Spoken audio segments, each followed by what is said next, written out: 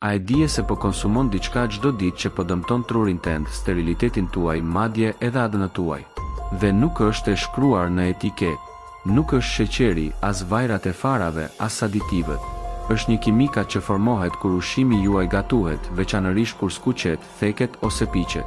E gjeni të patatet krokante, buka e thekur, kafja e pjekur, biskotat, madje edhe të drithrat për mëngjes.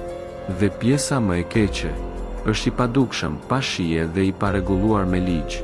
Brenda trupit tuaj, ky kimikat shndërrohet në një substancë që mund të dëmtojë adën dhe të rrisë rrezikun për kancer, dëmtime nervore dhe paaftësi për të pasur fëmijë. Po, është kaq serioze.